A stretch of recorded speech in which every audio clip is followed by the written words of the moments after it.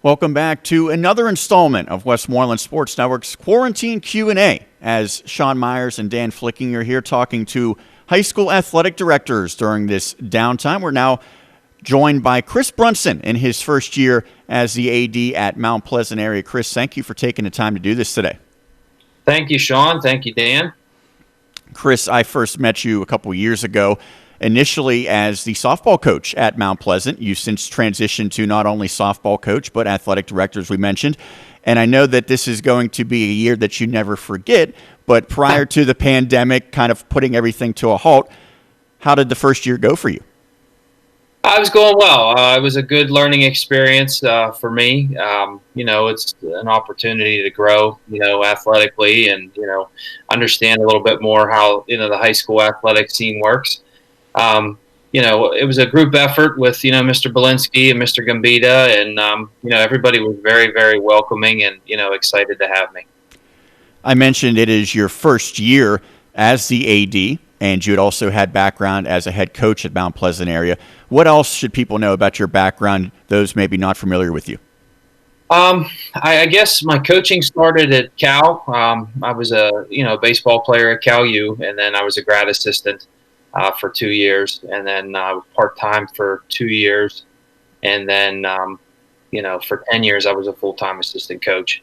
And then after I was done doing that, decided to go, the route of being with my kids instead of other people's kids, if you know what I mean. Kind of go through their growth and when they're young. They're only young once. So I just kind of wanted to have a little bit more time with them. And then, got into the travel scene, did the travel ball stuff, and then one travel ball practice, Todd Bunner was asking, hey, do you want to come coach at Southmoreland with me? So I thought about it for a little bit, and then, I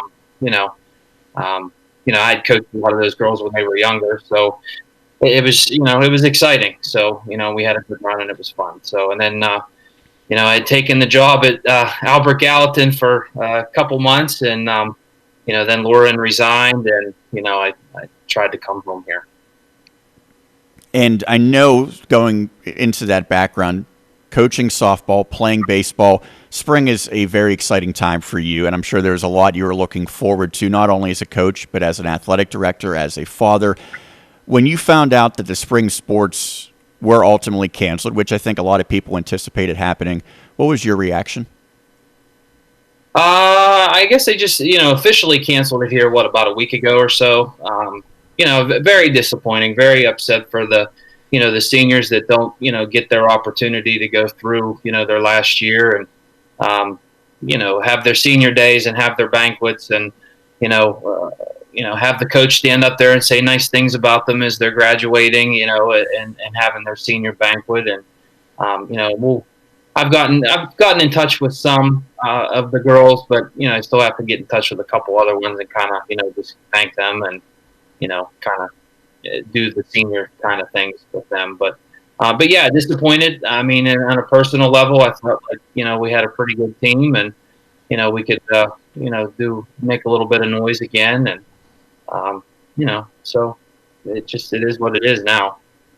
Now being the athletic director, Chris, what is it like juggling, although maybe you don't quite know that yet, and apparently, unfortunately, I should say, you won't know this spring about juggling that job and being a head softball coach, but certainly you had plenty of workouts, in the off season. So what's that dynamic like? And also, what's the dynamic like of coaching your daughter, Haley?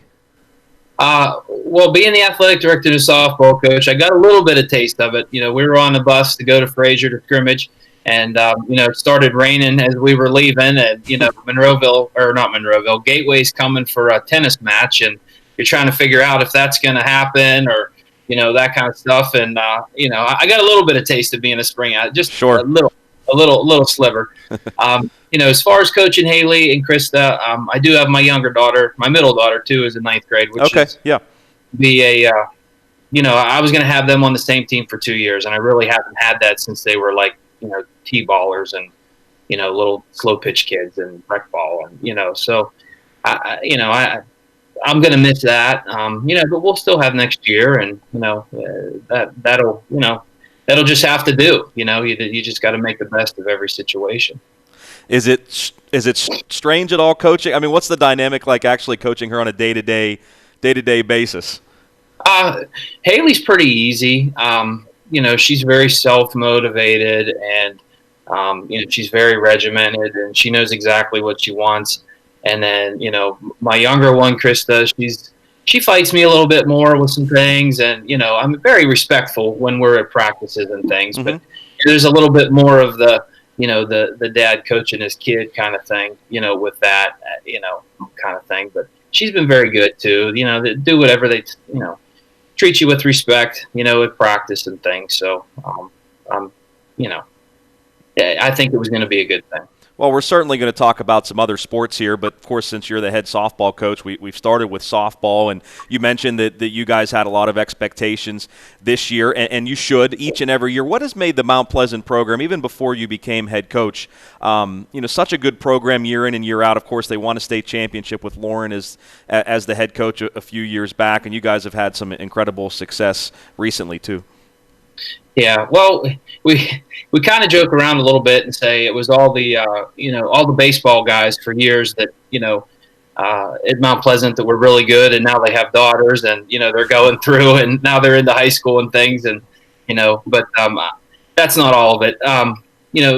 For whatever reason, it's just been a tradition here at Mount Pleasant with the softball. You can look at the section titles and things, before even Lauren. It was very, very, very strong program. There's a lot of involvement. There was some slow pitch leagues and things, and that was very strong. And then kind of the fast pitch went a little bit better. And I just think the county as a whole was very strong with the travel leagues and things. And I don't really have a singular answer for that. We know the tradition of excellence for Mount Pleasant softball, but I think you look at the football program, a great storied history for that team as well. It had been a few down years, however, recently until this past year. The football team made a late surge getting to the playoffs, and it looked like maybe with only 1 or 2 weeks to go, that wasn't going to be a possibility, but a strong finish and just making the postseason, even though they didn't get past the first round. I think that was big. Yeah. What allowed them to make that run, and what did that mean for this community at Mount Pleasant? I think, just speaking as the season, I think the kids really had to figure out that they were good enough and that they could do it. They played well in spurts, and then all of a sudden they started racking off some wins. And I think that's a testament to Jason and his staff, to keep those kids, interested and, going in the right direction. But I think when you haven't won for a couple years, I think the kids need to learn how to do that again. I think that's with any sport. And, hopefully they've seen that they can do it now, that they can, take the next step, the following year. As far as the community with Mount Pleasant, you guys know Mount Pleasant football has been strong for a long time. And, it was really good to see people happy at the games, the wins, and, having that playoff run, to get into the playoffs. Hopefully, we win a couple more games, and maybe you don't catch a Central Valley in the first round, a state runner-up. So, but it was a lot of fun. That fall was definitely meaningful for our community. It's always fun when Mount Pleasant and Southmoreland meet on the gridiron, and it was a non-conference game the last handful of years, although it certainly had a lot of meeting, and the Scotties got the better of you. But going forward, it's going to go back to a conference game with the realignment. So first off, how significant is it that game will have real meaning in terms of the playoff standings once again against the Scotties? And what's your take overall on the realignment and what it means to Mount Pleasant football? I think anytime you can get your rival back into the fold with your section games, I think it's going to help. It helps your attendance. It helps the excitement. There's more kids, 6th graders and 7th graders, 8th graders going to the games, and they see, the excitement of playing your rival. There's just a little extra gear when you're doing that. As far as the rivalry, I think they caught it where, they were on the upswing, with some of their kids and things, and we were just taking a little bit of a dip down. And then now I think it'll probably be a little more even, and then hopefully, that particular game this year, I mean, our defense played really well. We couldn't move the ball. That's a credit to them. And they were having their magic year with making the playoffs and things. And sometimes it happens in high school sports. You just got to ride it out and wait for your next opportunity. As far as the section realignment, the travel is going to be a lot better. With the South Parks and South Alleghenies, and those are the far games. You're not going to North Catholic or Burrell or some of those further away places. So I'm excited for our section, for our football team. Hopefully they take the next step here this fall. Chris, it's kind of strange when you talk about the realignment and look at the new conference that Derry and Mount Pleasant aren't in the same conference. I don't understand why that is, but we were talking with Brett Miller a week or so ago, and Derry's athletic director, and obviously it was important to you guys to make sure you were on the schedule to still play a non-conference game. Right, yeah. With Derry, I'm not in the talks or anything with any kind of sections. They hand you the section and they say, here it is, go play it. But it is nice to have somebody that close that you can go and play a non-league or, with them. So, I know Coach Sweeney is moved on, and, we'll be excited to see who they bring in as a coach. And you have another nearby school in Ligonier Valley that's joining the WPIAL going forward. Now, I know you're not going to be in the same football section, but it seems only natural that your team will match up with the Rams in a lot of sports going forward. Yeah. Well, I've talked to Corey about, schedule, save me some dates with basketballs and things, to start doing that. I think the Whippeal got it right with trying to get, some of the regional things back together. I think it's only going to help your attendance and, the excitement around it. Sometimes it's not fun, when you're driving an hour and a half, to go play somebody and, you have, just basically, girlfriends or boyfriends and parents in the stands, and that's it. It's kind of nice to have that student following where they, they can just get in the car and go, 25 minutes up the road to Ligonier or half an hour up the road to Derry so. We certainly hope to have fall sports this year, and if we do, we will see a new girls soccer coach at Mount Pleasant, Rich Garland. What attracted you and the school district to Coach Garland, and tell us a little bit about him? Well, he actually had heard that Coach Pajak had resigned, and he reached out, and then we went through our process here with our interviews and the other people and things, and Rich. If you look at Rich's resume, I mean, he's got it going on. He's won some sections, he's made the state playoffs. He has a track record of putting some girls into college. That's kind of what I liked about him was we can he's with getting these girls in front of the coaches, so they can maybe have an opportunity to play if they're good enough. But I think Rich is going to do well. We're sorry to see Josh go, but he kind of had to, go home and kind of be with his own kids. He's got a younger daughter, and she's into soccer, and I wouldn't be surprised if he pops up over there coaching. When you talk about Mount Pleasant sports, especially this most recent school year, I think the conversation begins with Jake Johnson and what a career he had in two sports, football and basketball, and we saw him be instrumental in both those teams making the playoffs. I know we featured him a lot on the Westmoreland Sports Network, and it always seemed like he came up big. In your time as the athletic director, or maybe even if you had a relationship prior to that, what have you learned about him? What makes him so exceptional, and what impact did he have at Mount Pleasant?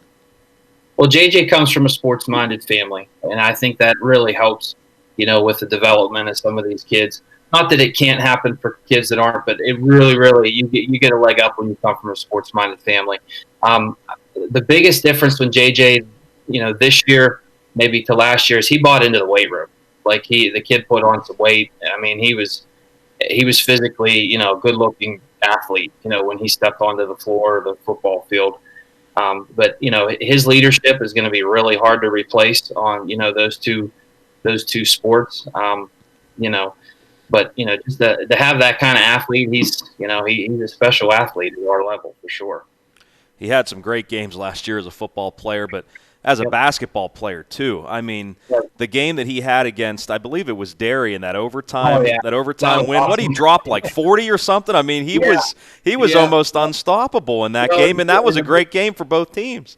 Yeah, and the Bushy kid just kept hitting. Yeah, Aiden Bushy was excellent too. Yeah. I was at the game, obviously. It was a lot of fun. I mean, that's what high school sports are about. You're playing your neighbor, and it's a good game, and it was exciting. It was a lot of fun. You left that thinking, that was really fun. That was a fun experience for the kids.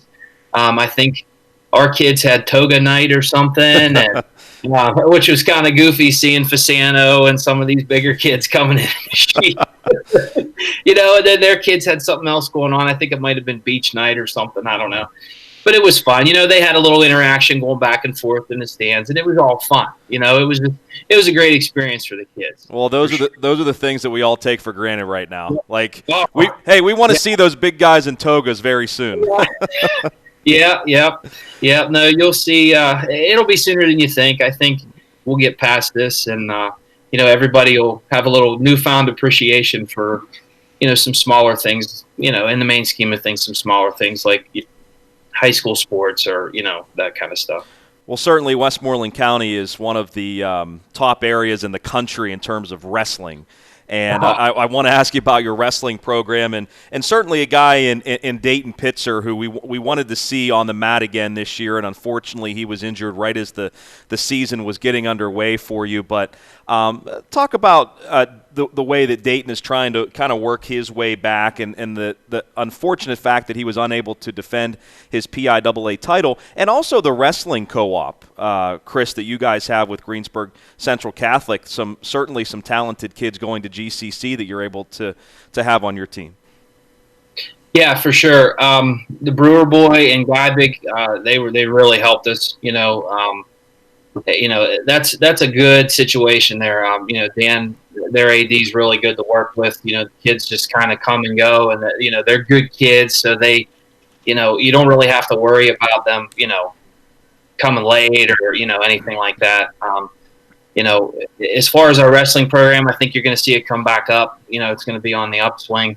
Our numbers are up a little bit. I think if Dayton could have been healthy, I think we, maybe we could have did a little better team wise. We preach team to them, a little bit more. I know, wrestling, you guys aren't silly. That wrestling has kind of become, an individual tournament type sport. Mm-hmm.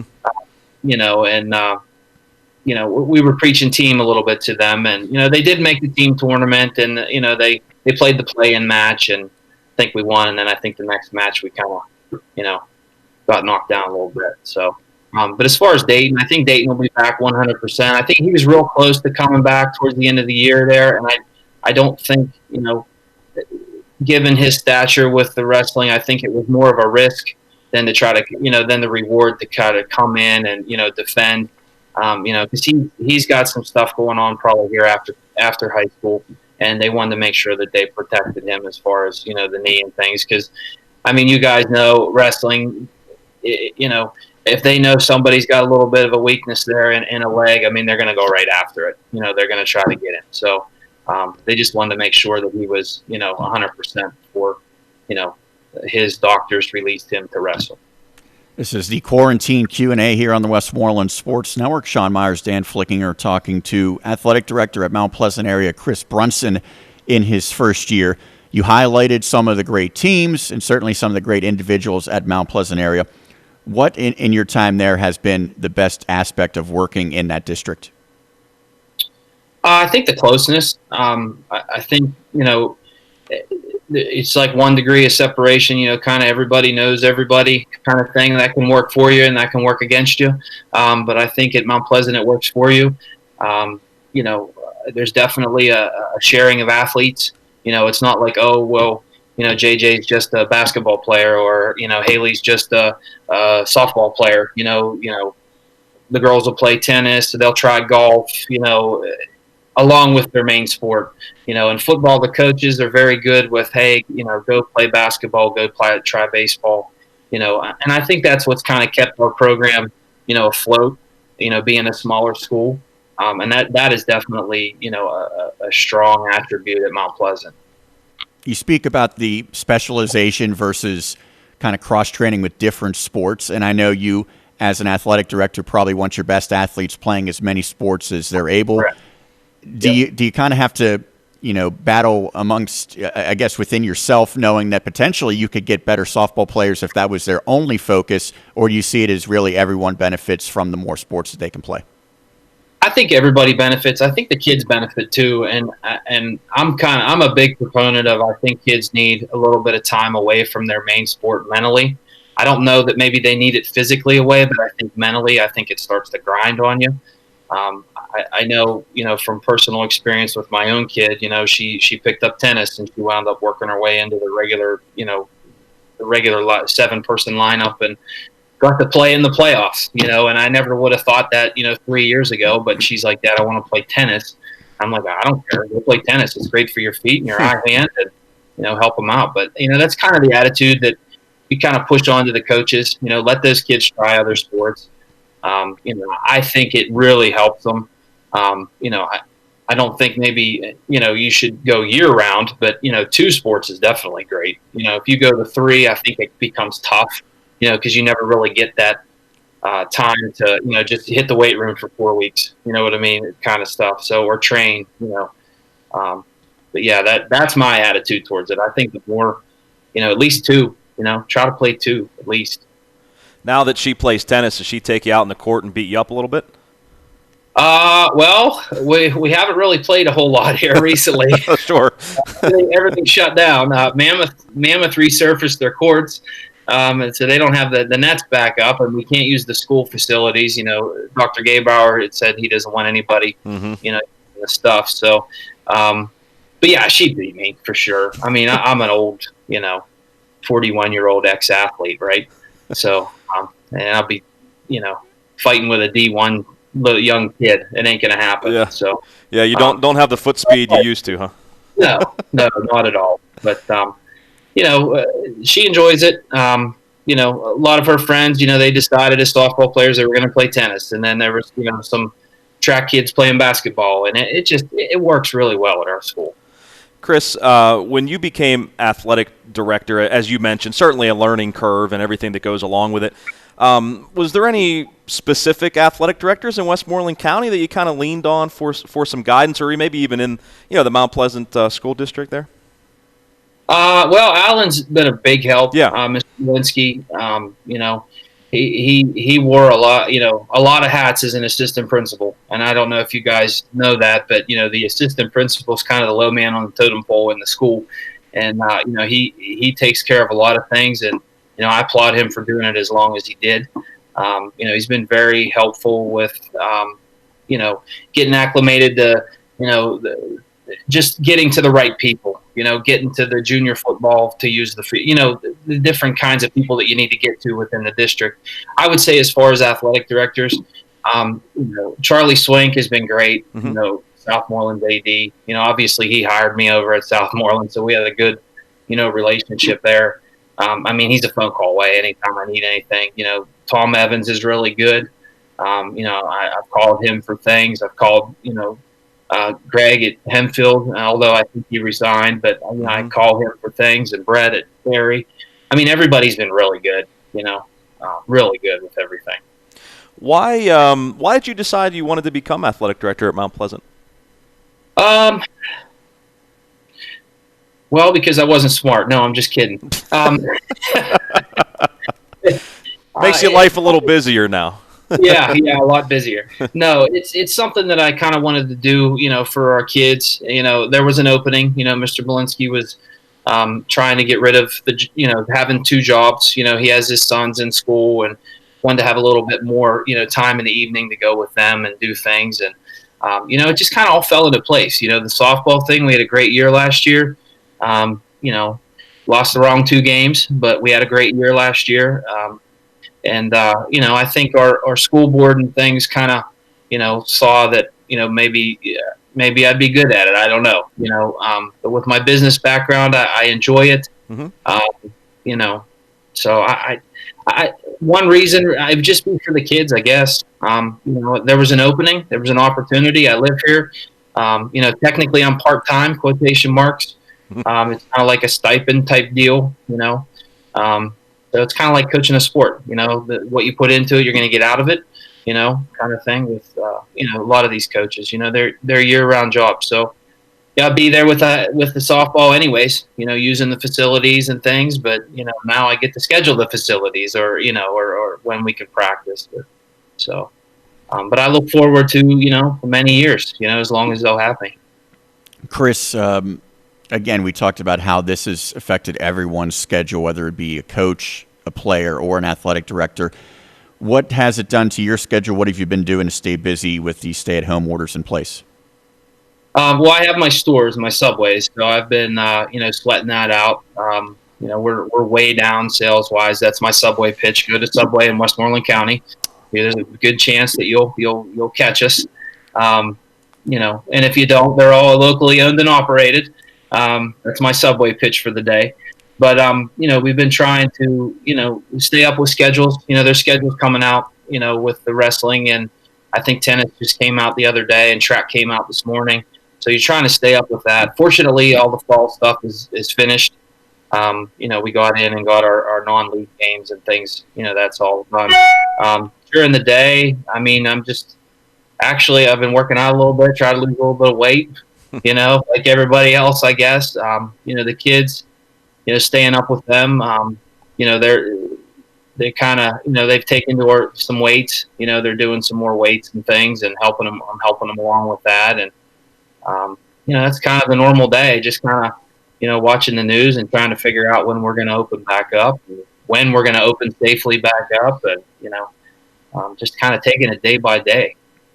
Chris, you certainly have a unique perspective, as you just mentioned, with the Subway restaurants that you own. And, we talked about this privately off the air. And I just want to stress to everybody how important it is, if you can, right now, to shop locally. Go to Subway, order in from your favorite restaurant a couple of times a week, if you're able to do that, because I know everyone's struggling with their finances right now as it is. But once we get past this, I just think it's so crucial to shop local and do everything that you can to shop local and help the local businesses, the small businesses, because as you mentioned, we're all really hurting right now, and I just want to really stress that hopefully everyone can do that once we get past this thing, to really shop local and support the local businesses, because without the small businesses, we're nothing. So yeah, they a lot of guys I know have gyms and